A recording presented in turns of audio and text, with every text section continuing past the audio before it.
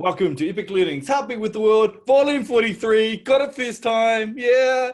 Hey, Becca. Hey, Scott. Hey, man. Every week we get together, celebrate a win, and then talk about a big learning that we've had for that week.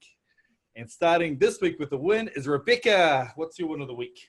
Well, my win is that I made my first ever Typeform survey to insert into a course that we're making.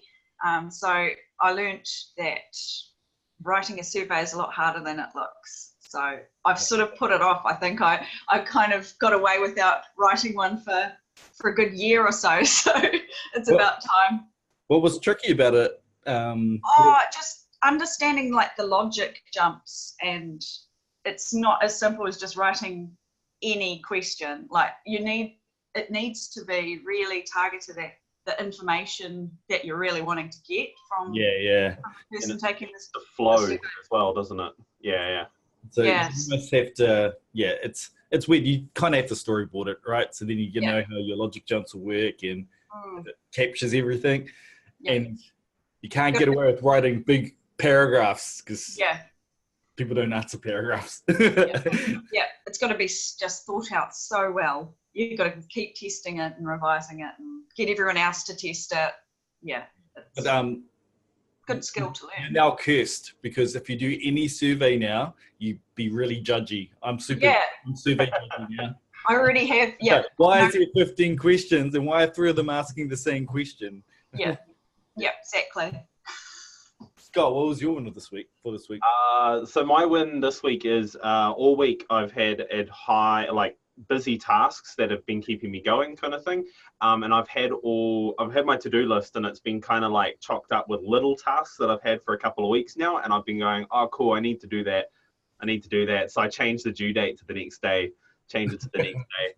And but now I had a bit of a lull yesterday or the day before, and I managed to clear out all my little to-do list, which was great. So I've actually finished pretty much nearly 90% of everything on there that I can do, and I've cleared it out, which is great. So that's a big high for me because it's been sitting there and I hate things being in red. So that's why I changed the due date.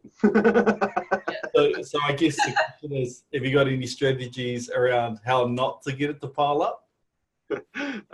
Probably manage my day. Manage my day a bit better. So, well, not that I haven't been managing my day. It's just things have been kind of like I get engrossed in things. So when I'm getting into like encoding stuff or learning a new tech or something like that, all of a sudden it's like 10 in the morning, and then all of a sudden it's 3 in the afternoon. I'm like, whoa, it's just been engrossed in it. You know, you get absorbed. So. Hold that thought, because I think it links to our big learning for the week. Actually. It does. So I'll hold that. Yeah. A big one, which is not my big win. My win of the week. I've started playing a new game called Auto Chess, and if you play Dota, you'll know what I'm talking about. But it reignited my passion for gamification and learning, and getting really thinking about how you can introduce interesting mechanics. And the game is I can't explain it very quickly, so Google it. But you have a time limit, you have to make lots of decisions, you have to manage your economy, you have to choose the right forces, and you need to counter your opponents, and you're playing at 7 other people. So you have to manage your time because you only have 25 seconds to make your decisions, or maybe 30 actually. But you only have a small amount of time to make your decisions. So it trains you to be able to make split decisions really quickly because you're under pressure, and it makes it fun. So I want to make learning where you get challenged and you have to make decisions and then live with it and then learn for your next turn. Because if you make the wrong one, you're going to instantly see how much you screwed up when your army dies. Yeah. Very cool. I recommend you guys check it out because I'm trying really hard not to think about it. And Rebecca is left to play auto chess, and I gave her permission to do that. So what we're going to do is me and Scott are going to stand real still, and then we'll try and do a really clean cut when she comes back. Yeah, well, you could do. Welcome back, everyone. Let's talk about our big learn for the week. And I wanted to talk to the team about the difference between high energy and low energy tasks.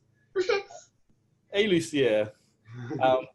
We're talking about before, Becca. We had a chat about what the difference between high energy and low energy is? What did you think it was? What did you Oh, say? anything new, any new learning, I find that quite high energy. Or any QAs or anything that's sort of more than a couple of pages that I really have to comprehend, I really have to understand. My kids are also high energy. Yeah. So by high energy, we mean it uses lots of energy up, right? So if everyone has a energy tank, some tasks use way more than other things. So I find this fun. So it's actually low energy for me to come to a Heartbeat with the Wood and bounce around and talk about stuff. So I actually often finish doing this with more energy than I started with. So it's a super low energy using, even an energy giving activity.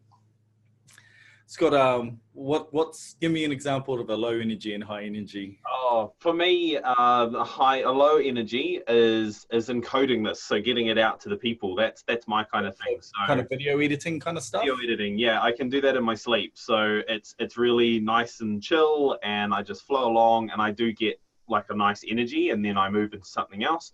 High energy lately has been trying to master YouTube APIs. So for anyone that doesn't know, our API is like JavaScript.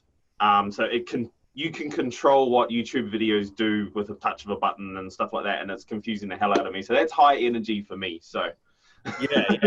And the reason why, well, I guess I should talk about my stuff, right? So high energy stuff like this, talking from the camera, talking in front of people, I generally walk away with more energy, or it doesn't use. I can go all day talking, fine. Stuff that sucks my energy away is anything detailed focused. So, what was a good example of what kills me? Basically, going through 20 pages of feedback and doing little small updates. They're like sucks all my energy up. It's like it's a killer for me. I'm a maker, not a fixer, whatever that means.